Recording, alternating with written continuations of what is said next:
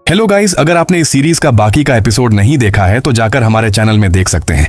अब आगे हम देखते हैं बैंट्रिक क्लैन की हेड अडीलिया, जो जूह्योक से माफी मांगने आई थी। सबसे पहले जूह्युक किम, हमारे परिवार के डिसेरा द्वारा किए गए हमले के संबंध में मुझे गहराई से माफी मांगनी चाहिए।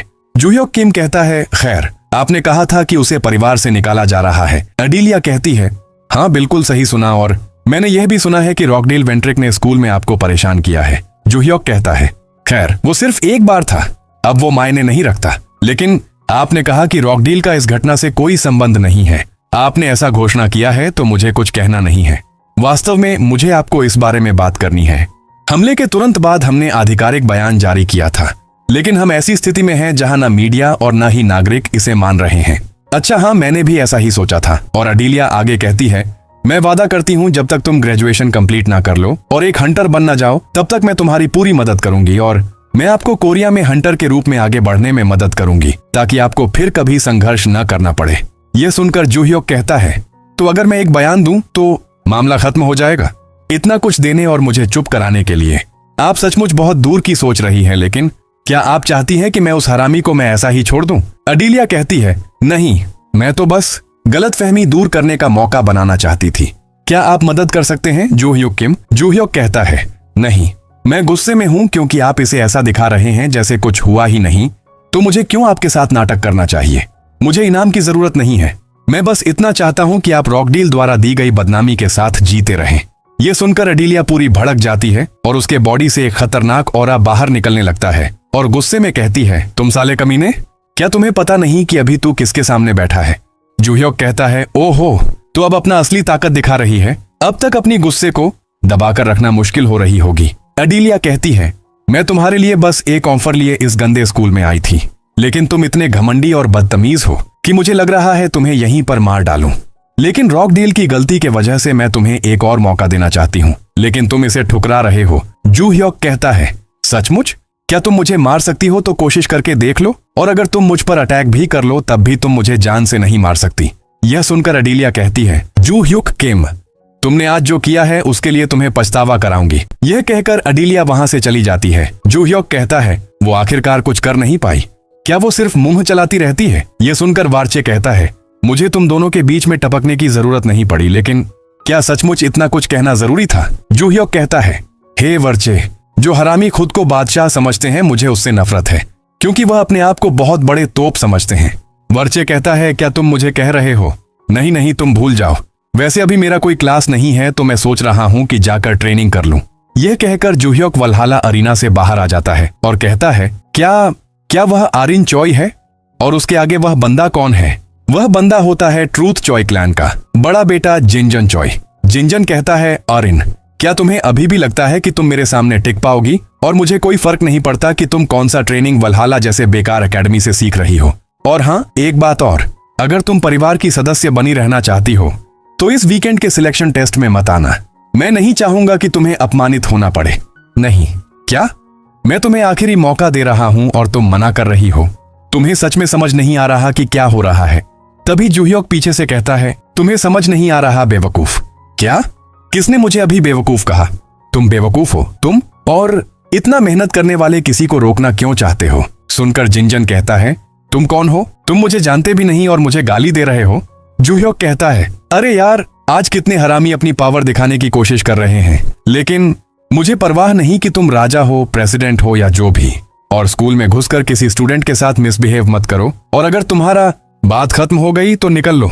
क्यों अरिन चॉय, मैं सही कह रहा हूं ना? तुम मेरी बात से सहमत हो ना? यह सुनकर जिंजन कहता है, टेस्ट में मिलते हैं आरिन चॉय। यह कहकर वहां से चला जाता है। आरिन चॉय कहती है, धन्यवाद जूह्युक, कोई बात नहीं, चलो ट्रेनिंग करें।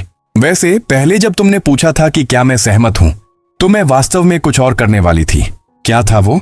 मैं बात खत्म होने पर निकल लो नहीं कहती, मैं कहती, तेरी माँ की रुक। फिर हम कुछ दिन के बाद का सीन देखते हैं, सिहुंग की बगल की पहाड़ी पर, जहां जूह्योक कुछ ढूंढ रहा था। यह देखकर वार्चे कहता है, क्या तुम फिर से अपनी वेयरहाउस ढूंढने आए हो? हाँ, क्या तुम्हें अपनी पुरानी वेयरहाउस में पहले से ही बहुत सारे रेलिक्स और स्टोरेज स्टोन्स नहीं मिले हैं? तुम सही कह रहे हो, लेकिन मुझे जानना है कि कितनी वेयरहाउस अभी बाकी हैं। अगर मैं उन्हें ढूंढ लूंगा तो मुझे लगता है कि वेयरहाउस में अभी भी कुछ अद्भुत छिपा हुआ हो सकता है। कुछ अद्भुत?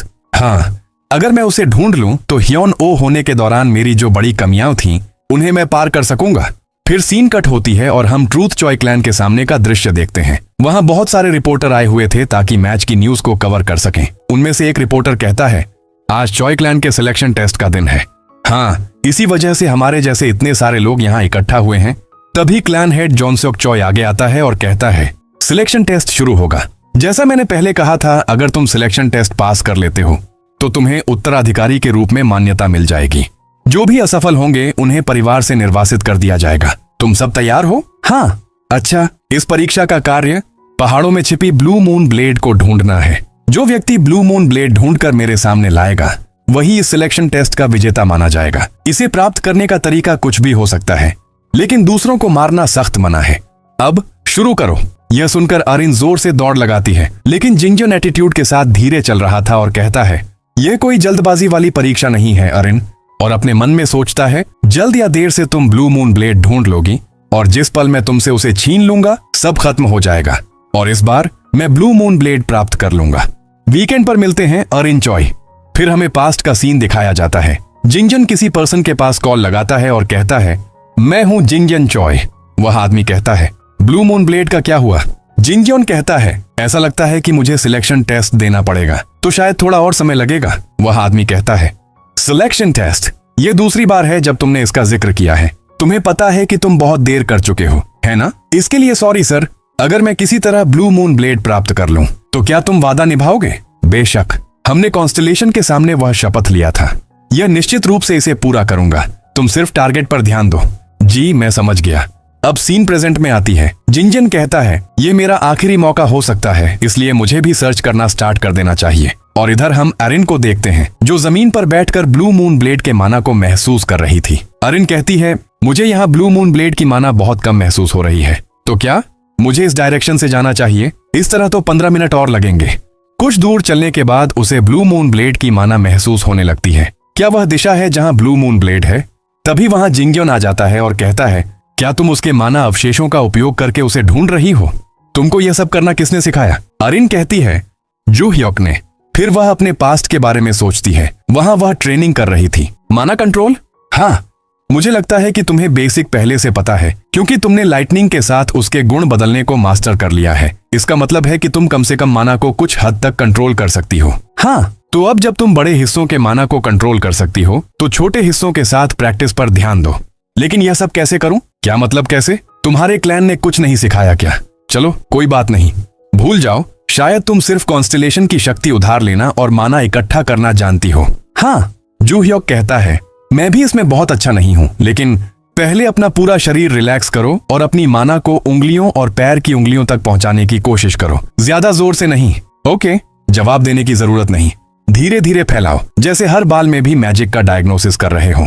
अच्छा, अब इस अवस्था में हवा में मैजिक को महसूस करने की कोशिश करो। लेकिन जैसे ही अरिन जू ह्योक की माना हवा में महसूस करती है, वह पूरी तरह डर जाती है। जू ह्योक किम की डरावनी माना देखकर उसका पूरा शरीर अचानक सुन्न पड़ गया और घबराते हुए वह कहती है, मैंने तुम्हारे आसपास घेरे हुए मैजिक का आकार देख लिया। क्या? तो यही माना महसूस करना होता है। तुम शरीर से न लीक होने वाली कमजोर मैजिक एनर्जी को भी नोटिस कर सकती हो। यह प्रिसाइज माना कंट्रोल से होने वाली चीजों में से एक है। जितना ज्यादा इस्तेमाल करोगी उतना आसान हो जाएगा जमीन या हवा में मैजिक अवशेष महसूस करना। ओके, अगर मैजिक का रूप मेरे जैसा लगता है तो तुम बता सकती हो कि मैजिक के निशान किस तरह की वस्तु से आए हैं। अगर और ट्रेनिंग करोगी तो सिलुएट साफ दिखने लगेगा। मैं इससे आगे नहीं सिखा सकता, तो आगे खुद सीखो। फिर सीन प्रेजेंट में आती है। जिंजन कहता है, वह जू ह्योक आखिर है कौन? क्या वह बेशर्म लड़का है जो पहले तुम्हारे साथ था? क्या वह इतना बेवकूफ दिखने के बावजूद खुद को बहुत होशियार समझता है? यह सुनकर अरिन पूरी गुस्से से कहती है, वह तुम जैसे बच्चे से कहीं ज्यादा मजबूत है। और तुम यहाँ क्यों आए हो? तुम यह क्यों सोच रही हो? और वह अपना तलवार बाहर निकालने लगता है और अचानक अरिन पर एक जोरदार अटैक कर देता है और कहता है, यही वजह है कि मैं यहाँ आया हूँ। थोड़ी देर बाद वह कहता है, रुको, वह मुझे पीछे की ओर धकेल रही है। इसके पास अचानक इतनी ताकत कहाँ से आ गई? और इधर जू ह्योक किम को हम देखते हैं जो अपना सीक्रेट स्टोन के माना से वेयर हाउस सर्च कर रहा था। थोड़ी देर बाद कहता है, यह मैंने इतने सारे सीक्रेट वेयर हाउस बनाए हैं और वेल्हाला वाला यह आखिरी एक बचा है। तभी उसे सीक्रेट वेयर हाउस का लोकेशन पता चल जाता है। वहां है वह। आखिरकार मैंने एक ढूंढ लिया। यह उस तरफ स्थित है। फिर सीन आर्यन और जिंगयोन की फाइट पर शिफ्ट होती है। यहाँ पर आर्यन एक के बाद एक जोरदार अटैक जिंगयोन पर कर रही थी। ये देखकर जिंगयोन को कुछ समझ में नहीं आ रहा था कि यह लड़की इतनी बदल कैसे गई। तभी आर्यन सीधा उसके शोल्डर पर अटैक करती है, जिससे वह पीछे चला जाता है। यह देखकर जिंगयोन कहता है, क्या वे स्कूल में तुम्हें जंगली सुअर बनना सिखा रहे हैं? तुम्हारी ताकत हद से ज्यादा बढ़ गई है। आर्यन कहती है, ब्लू मून ब्लेड मुझे दे दो। अच्छा, मैं तुम्हें इतना आसानी से दे दूं? मैं तुम्हारे जैसे हरामी को इसे नहीं देने वाला। यह कहते ही जिंगयोन फुल रेंज में आ जाता है। यह देखकर आर्यन भी अपने तलवार में बिजली जैसी माना इकट्ठा कर लेती है और जैसे ही जिंगयोन अटैक करने के लिए आगे बढ़ता है, आर्यन अपने तलवार के पीछे से जिंगयोन के पेट पर दे मारती है, जिससे वह दूर जाकर गिरता है। यह देखकर आर्यन अपने मन में सोचती है, मैंने लाइफ में कभी नहीं सोचा था कि मैं इसे एक भी हिट मार पाऊंगी, लेकिन मैं अभी इसे एक क्रिटिकल हिट दे मारी और अब जबकि मौका है मुझे जाना चाहिए। तभी जिंगयोन पीछे से कहता है, तुम्हें सच में लगता है कि तुम जीत गए हो? मैंने तुमसे पहले कहा था ना, आशीर्वाद प्राप्त करने वाले जैसे व्यक्ति मेरे जैसे कॉन्ट्रैक्ट वाले व्यक्ति को छू भी नहीं सकता। और हम देखते हैं कि जिंगयोन के बॉडी से एक खतरनाक डार्क माना बाहर निकल रहा था। खैर, तुमने मुझे असावधान पल में हिट कर दिया, इसके लिए मैं तुम्हें क्रेडिट दूंगा। डार्क माना, क्या तुम विकेट हो? क्यों? तुम क्यों सोचती हो? तभी आर्यन दूर से अपने स्वॉर्ड के माना से अटैक करती है, लेकिन जिंगयोन अटैक को डोज करके सीधा आर्यन के पेट पर अटैक कर देता है, जिससे आर्यन दूर जाकर गिरती है और कहती है, उसने मेरी तलवार को डोज कर दिया। इस दूरी पर भी आर्यन उठने की कोशिश करती है। ये देखकर जिंगयोन कहता है, उठने की कोशिश कर रही हो? मुझे नहीं लगता कि मुझसे लड़ना यह बहुत अच्छा आइडिया है। मैंने तुम्हें ऐसा करने को मना किया था। अगर तुम नहीं हिली तो तुम मर जाओगी। आर्यन कहती है, जिस कॉन्ट्रैक्ट का तुमने जिक्र किया वह विकेट कॉन्स्टेलेशन के साथ कॉन्ट्रैक्ट था। जिंगयोन बताता है, रिटर्न ट्रूथ गिल्ड के रेड लीडर के रूप में मैंने दिखावे के लिए ए रैंक कॉन्स्टेलेशन के साथ कॉन्ट्रैक्ट किया था, लेकिन अब मैंने वन बिलीवर्स के साथ गठबंधन कर लिया है। वन बिलीवर्स, मैंने उनके बारे में सुना है, वे दुनिया के तीसरे सबसे खतरनाक विकेट्स का ग्रुप हैं। तो तुमने वन बिलीवर्स के साथ कॉन्ट्रैक्ट किया। मैं समझ नहीं पा रही, क्या उनसे जुड़ने के फायदे ज्यादा हैं?